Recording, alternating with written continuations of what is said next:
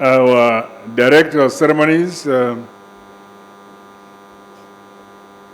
George Ngwamatanga. In absentia, the Vice President General Retired, Dr. Sijidian Chwenga. And also in absentia, Vice President Keno Retired, KCD Mohadi.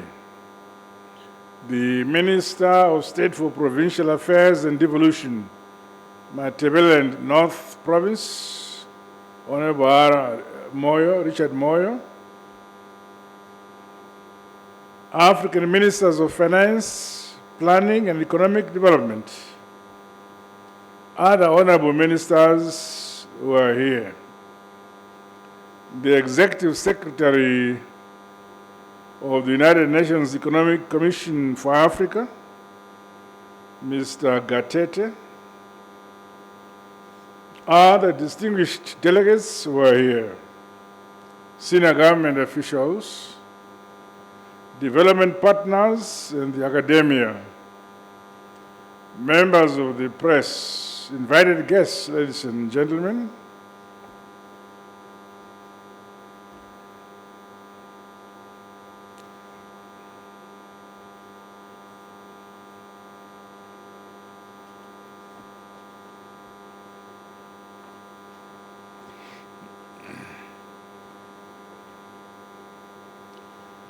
May I express my profound gratitude to you all for coming to Mosio Tunya. I will have to explain a bit because when we say come to Mosio Tunya, very few people come. We have a place here called the Victoria Falls. Sometimes back, 100 years back, some gentlemen from England came here. And our parents thought we must show this guy the beauty God has given us. And this guy was called Jeff Livingstone. So our parents went and showed him Mosio Tunya. Instead of writing back to Queen Victoria to say, there's a wonderful place called Mosio Tunya, he said, Madam Queen, there is an excellent place here which we are naming after your name. Queen Victoria. So even today, when we say, please come and see Mosio Tunya, very few people come. If we say, come and see Victoria Falls, actually grow on. People come. But same token, I pay special tribute to Miss Vera Songwe, the former executive secretary, for ably steering this strange institution, strategic institution. We commend a bold leadership during a time characterized by the COVID-19 pandemic and other collective quest to accelerate development, modernization, industrialization, and prosperity for all the peoples of Africa. Distinguished guests, ladies and gentlemen, the theme of this 56th session, United Nations Economic Commission for Africa, which is financing the transition to inclusive green economies in Africa, imperatives, opportunities, and policy options, is most apt, given the complex climate change-related challenges facing our world today, in particular the third world, Africa among them. It is my hope that your discussions at this conference will help sharpen our strategies and fast-track our efforts to attain the Africa we want, as outlined in the African Union's Agenda 2063.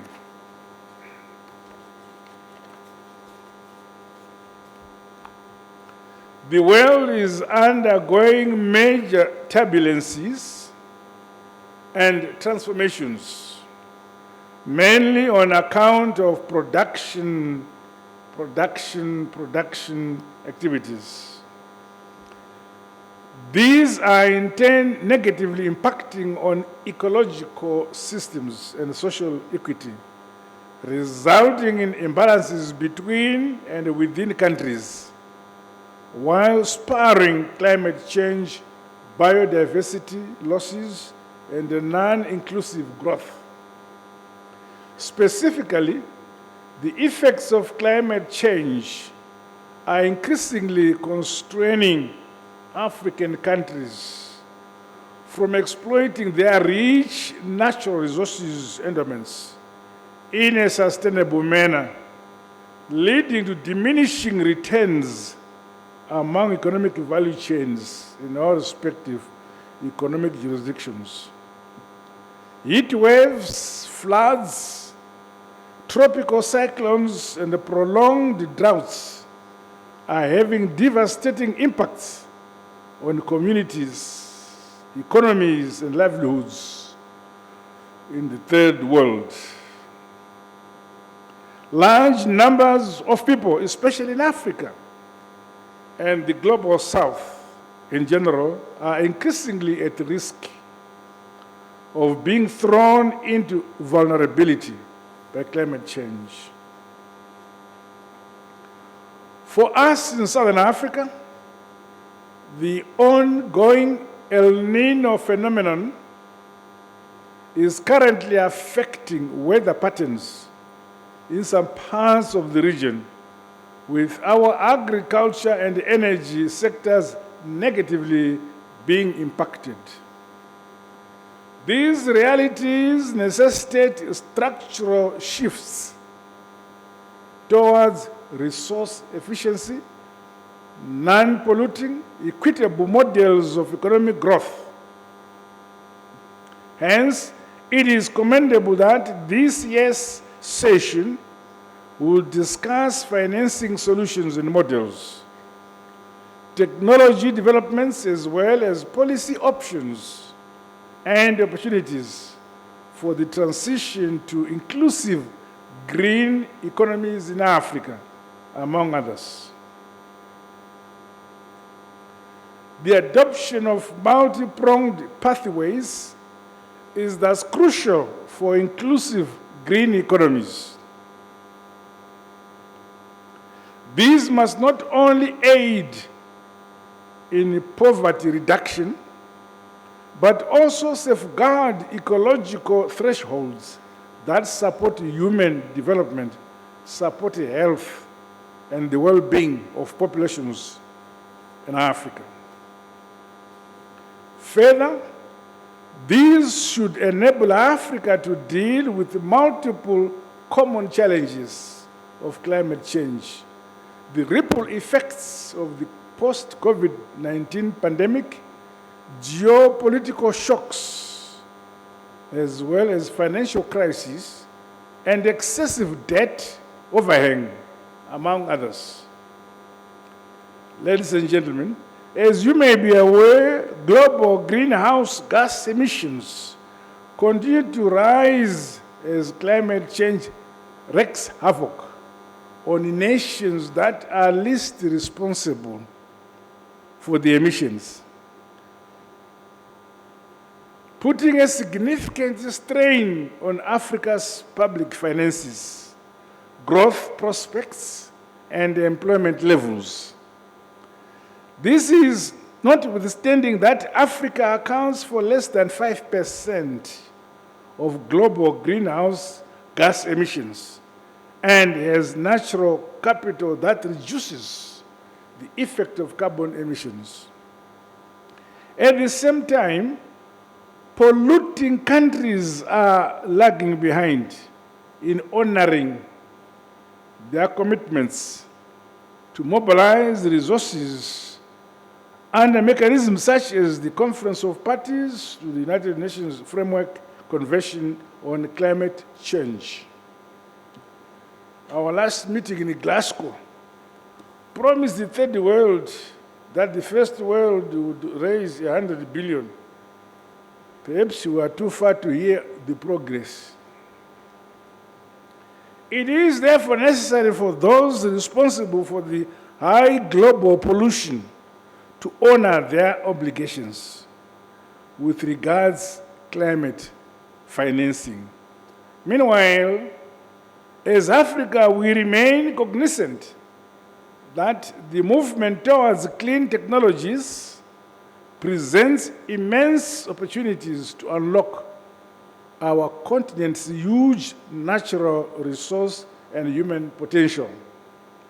We must be proactive and mobilize financial resources from both domestic and international sources to facilitate the adoption of clean and low-carbon technologies in our respective jurisdictions. The transition to inclusive green economies also provides opportunities for better cooperation and partnerships between governments and the private sector to forge green growth investment strategies that benefit our communities. In this regard, the role of the public-private partnerships, as well as that of development partners, must be clearly be defined and promoted in order to increase the level of climate financing. It is also important to see investments in climate proofing and adaptation as a way to build greater resilience of communities and the nations against this common adversary of our time. Esteemed delegates, as African countries, we have the weighty responsibility to boldly and decisively tackle the challenges faced by our respective economies. We must look from within and among ourselves for solutions. We cannot afford to bury our heads in sand. I therefore challenge you to pursue robust and innovative measures to unlock maximum benefits from our natural resources, which essentially starts with the sharing of ideas through deeper collaborations among ourselves. Africa must build climate resilience infrastructure to drive green industrialization that is inclusive, sustainable, eradicates poverty, and creates jobs. To this end, climate financing instruments must be leveraged to reap maximum benefits from the vast natural resources of our continent, Africa. Ministers of Finance, Planning and Economic Development from across Africa are called upon to come up with alternative resource mobilization initiatives that transform our economies in line with technological developments to meet our climate goals and emerging demands. We must think outside the box and trust in our homegrown initiatives. This should be complemented by mainstreaming the principle of green economy in policy reforms, regulation changes, and strategic investments in order to ensure sustainable development that leaves no one and no place behind.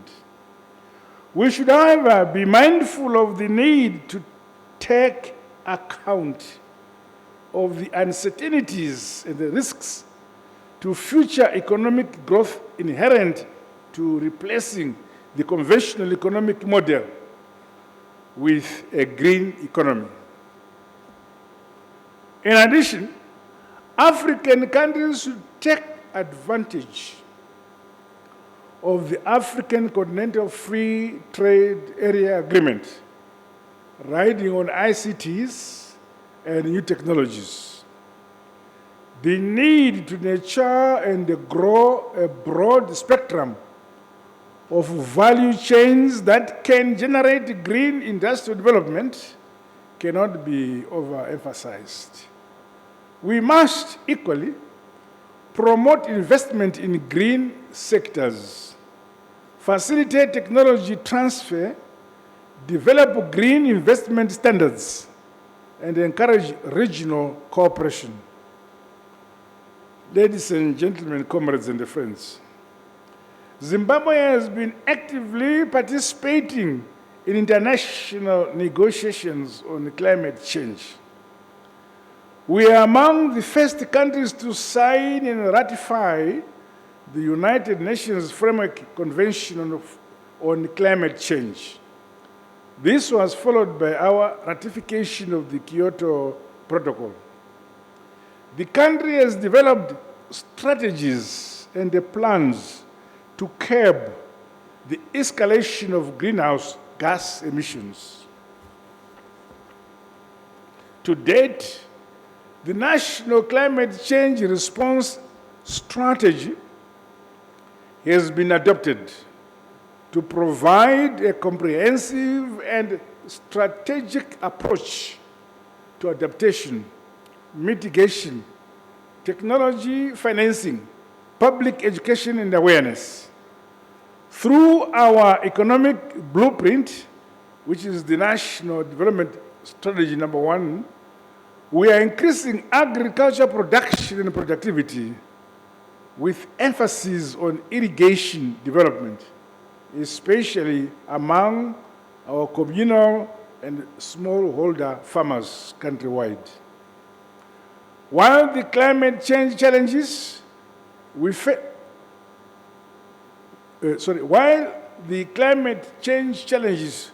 face remain immense, they are surmountable.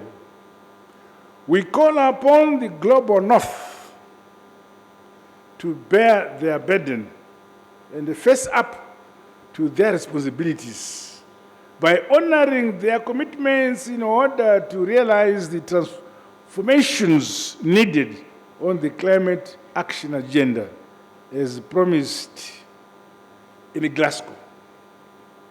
On our part as Africa, we should leverage on the vast forest resources we are endowed with on the continent to garner more finances for sustainable development.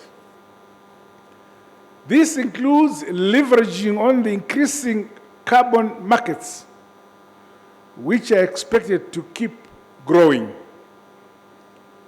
Let us capitalize on collaboration as African states to mobilize resources for financing our transition towards inclusive green economies. Furthermore, whilst governments have the mandate to deal with emerging challenges, businesses have the innovation, technology, and the drive to deliver on the solutions we need.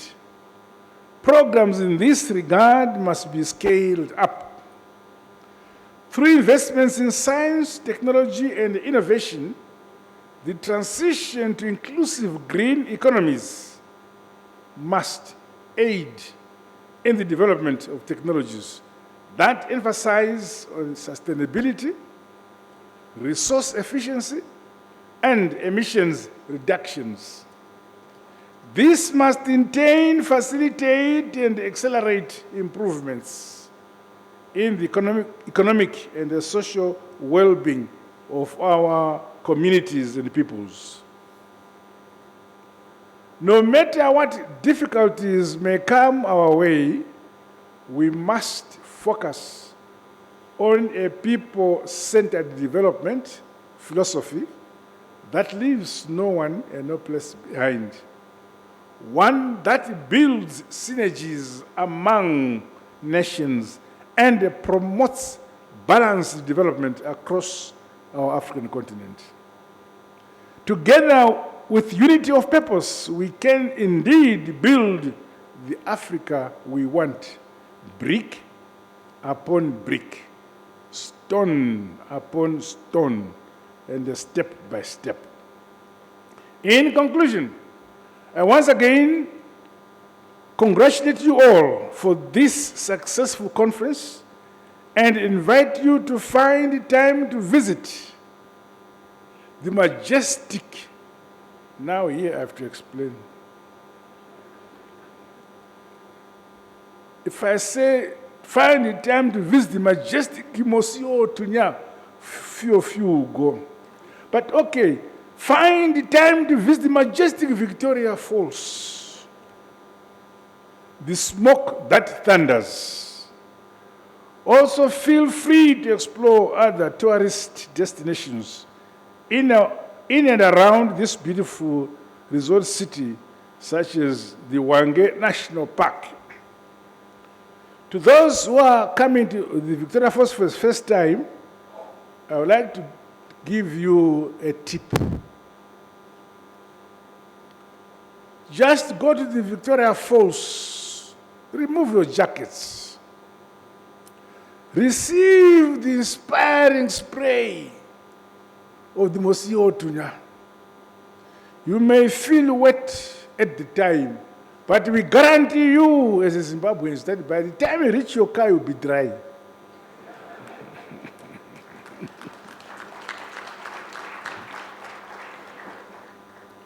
With these remarks, it is now my sincere honor and pleasure to declare this 56th session of the Conference of African Ministers of Finance, Planning and Economic Development officially open.